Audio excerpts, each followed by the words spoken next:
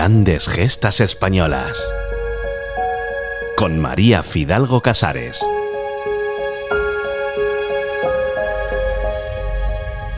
Muy pocas veces se tiene el honor de contar historias como esta, porque son escasos los hombres capaces de aproximarse a la talla humana y personalidad arrebatadora de este empresario gallego, en quien confluyeron virtudes que desde la infancia anunciaban un destino excepcional.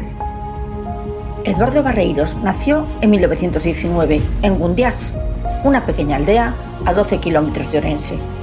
No conoció a su padre hasta los 3 años, porque había emigrado a Canarias para trabajar como fabricante de cedazos para el grano. Regresó de allí con un carné de conducir y una idea audaz: reproducir en Galicia el sistema de guaguas canarias, pero entre Orense y Gundiás. Reunió piezas dispersas, un chasis de desguace, una carrocería oxidada y un motor de escasos caballos. Le añadió asientos y una gran vaca. Y con esa mezcla de precariedad e ingenio, levantó un engendro heroico, un autobús de 18 plazas. Y las más humildes iban atornilladas al techo. Y con una capacidad de carga de 1.500 kilos. Y por él pasaban lugareños, mujeres enlutadas, gallinas y montañas de víveres, y en ese microcosmos de ruedas, grasa y humanidad, creció Eduardo.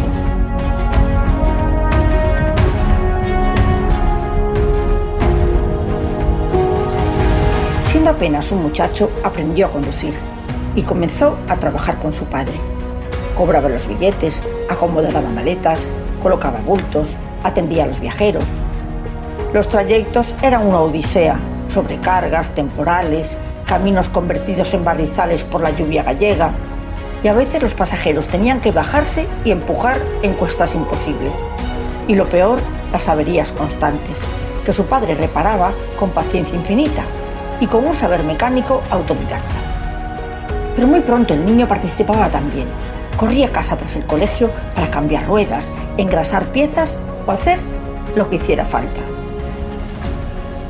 El segundo autobús fue un viejo Renault de 2 toneladas que costó 4.000 pesetas, pero no trajo alivio. La precariedad mecánica seguía siendo el pan de cada día, pero Eduardo iba adquiriendo un dominio prodigioso. A los 14 años ya era capaz de reparar el autobús en plena ruta, una proeza que hoy roza la leyenda. Y aquellas habilidades lo llevaron a ser contratado como aprendiz en el taller de Manuel Cid, donde cobraba 2 pesetas diarias que entregaba a su madre. Y aún así seguía ayudando a su padre en las líneas y trabajos de reparto. Fue consolidando un saber que procedía de la experiencia directa, del esfuerzo y de la necesidad, pero también algo más que el oficio: la ética del trabajo bien hecho.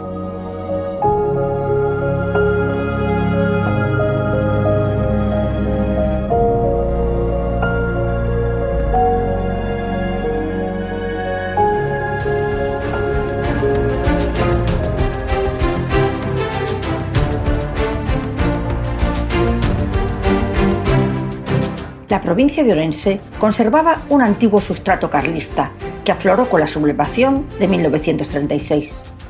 En ese clima, Eduardo Barreiros se alistó en una columna requeté y marchó al frente integrado en el tercio de Abarzuza, una unidad de fuerte raigambre tradicionalista. Aportó el camión de su padre para el transporte de las columnas gallegas que avanzaron hacia la toma de Oviedo, durante la ofensiva del Frente Norte. Más tarde, sirvió como conductor en el traslado de piezas de artillería en el puerto de Guadarrama, en Extremadura y en Toledo, moviéndose entre frentes con la serenidad de quien ya dominaba la mecánica y la conducción en condiciones extremas. Y aquellos años de guerra templaron su carácter y consolidaron una capacidad de resolución que sería decisiva en su vida industrial. Concluida la contienda, Barreiros no perdió un solo día. Viajó a Madrid para localizar piezas de desguace con las que reparar los autobuses familiares, maltrechos tras 3 años de servicios y mantenimiento. Continuó trabajando con su padre y juntos levantaron un pequeño taller para reconstruir sus vehículos. Pero no se limitaron a eso. Comenzaron a fabricar gasógenos, ingeniosos dispositivos que, quemando leña, generaban un combustible alternativo en una España donde la gasolina estaba racionada. Paralelamente, restauraban y vendían vehículos de todo tipo, convirtiendo la escasez en oportunidad. Y en ese contexto, Eduardo construyó el tercer autobús de la línea. Ensambló los largueros de un camión Citroën, un diferencial de desguace, y el motor y la caja de cambios eran de un Gavión quemado. Pero la carrocería, eso sí, era nueva y la encargó en Orense. Era la mecánica de la necesidad, sí, pero también la mecánica de un genio que empezaba a revelar su destino.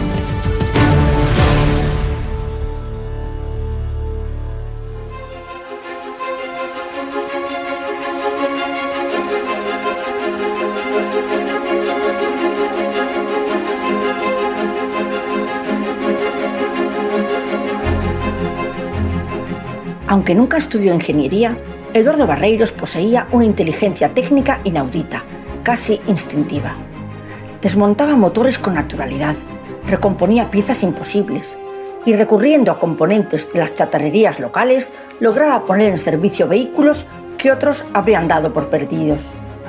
Y en 1940, mientras aún ayudaba a su padre como colaborador de autobús, se enamoró de Dorinda, una joven pasajera de 18 años a la que acabaría conquistando. Su primera operación comercial fue reveladora. Compró una motocicleta por 600 pesetas, la dejó en perfecto estado y la vendió por 5 veces más. A partir de entonces se dedicó a rescatar vehículos deteriorados, desarmarlos por completo y vender cada componente en el mercado. Y aquellas operaciones le proporcionaron beneficios considerables. Y con esos ingresos decidió financiar los estudios de sus hermanos menores: Graciliano, ingeniería industrial; Valeriano, profesor mercantil; y los más pequeños ingresaron en buenos colegios. Todos acabarían integrados en sus futuros proyectos, y más que hermanos, serían para él como sus hijos. Y en 1945 se casó con Dorinda y emprendieron un viaje de novios en un Jaguar rojo, que Eduardo vendió por el camino, y regresaron en tren, fiel a su espíritu práctico y audaz.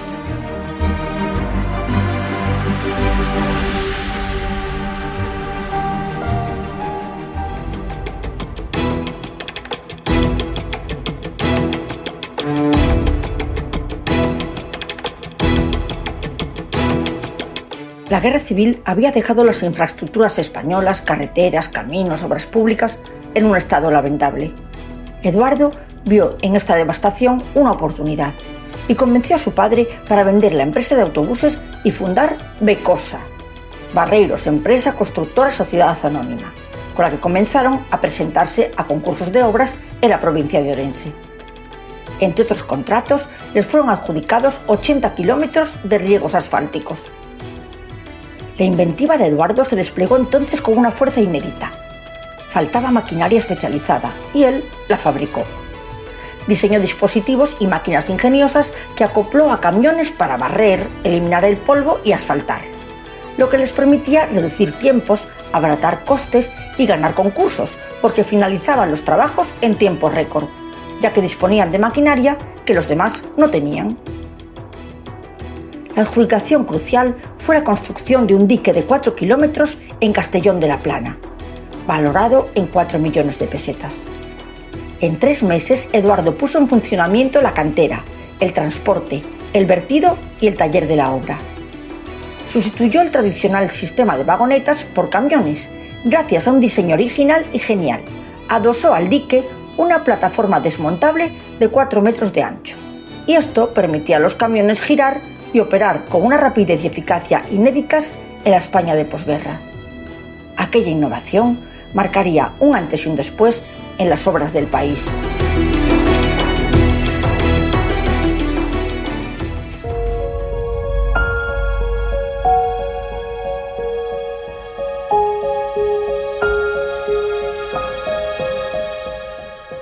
Entonces, Eduardo solo disponía de 3 camiones CIS-5, procedentes de la ayuda soviética durante la Guerra Civil.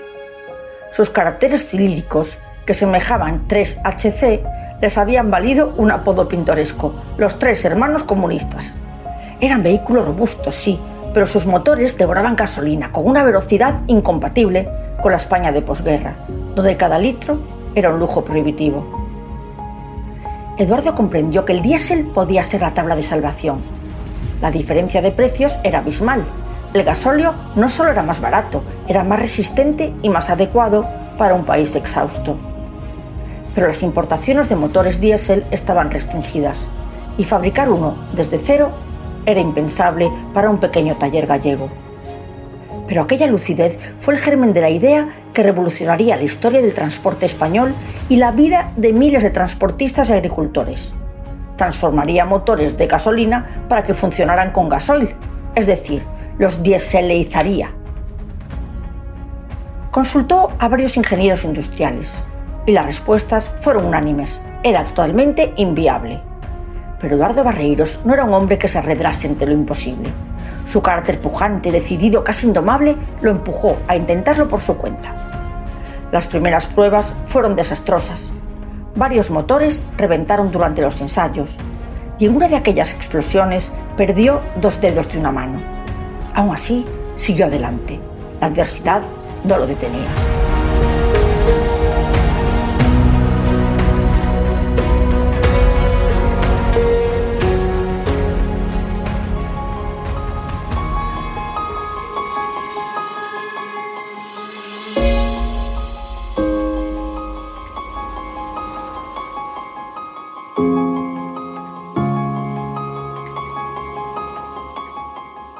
Tuvo entonces otra intuición prodigiosa: adquirir en una subasta del Ejército del Aire 2 motores de aviación alemanes Krupp, sobrantes de la guerra.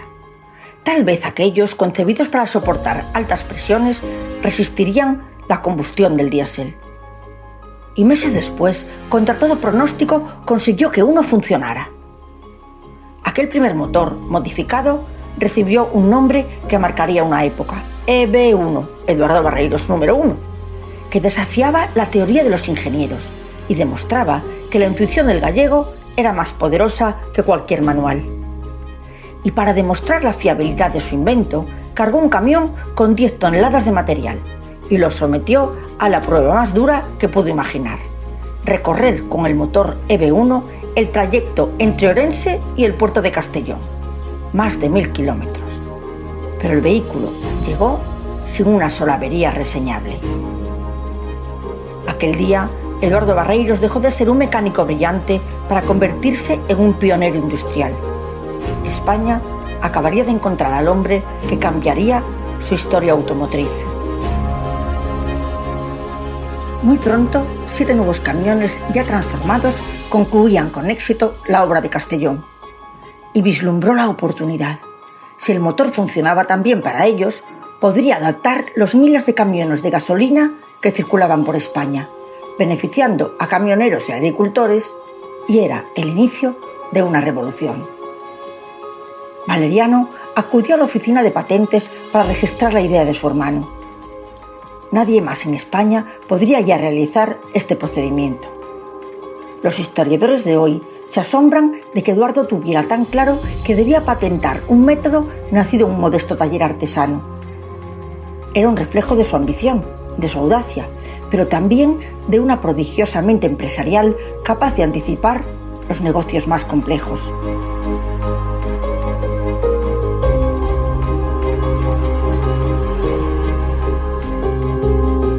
El boca a boca hizo el resto.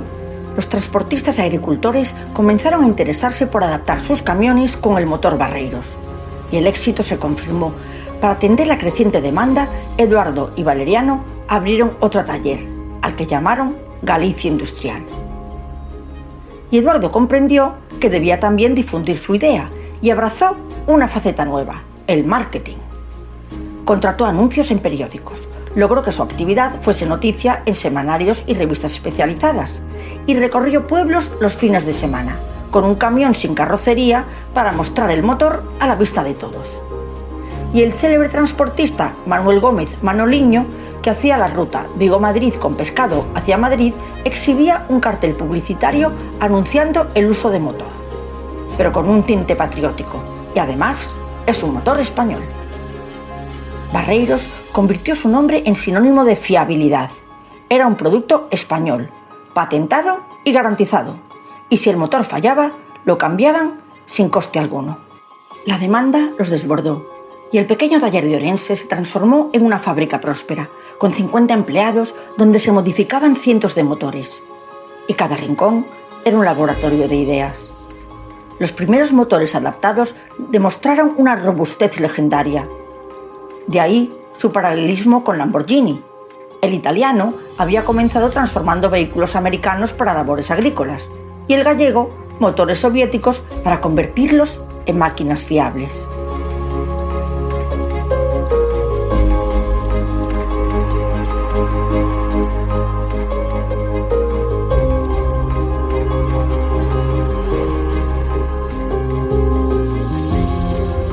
Pero el reparto de motores, la entrega de unidades, el abastecimiento de piezas se convertían desde Orense en un problema logístico. Servirlos era toda una hazaña. Y si querían seguir creciendo, debían trasladarse a Madrid. Le hablaron de un hombre con contactos decisivos, siempre dispuesto a ayudar a los gallegos, don Constantino Lobo, presidente de todos los centros gallegos del mundo, auténticos poderes fácticos en las capitales hispanoamericanas. Constantino Lobo lo recibió en el centro gallego de la calle Carretas. Sería su apoyo, le indicó los pasos necesarios para instalarse en la capital y forjarían una profunda amistad. Y así, Eduardo y su mujer se alojaron en una pequeña pensión de estudiantes y más tarde alquilaron un piso en la calle Ferraz. Eduardo llevó los muebles en su propio camión y en el bajo instaló la exposición de motores. Y poco a poco fueron llegando sus hermanos y el resto de la familia, todos juntos y todos trabajando.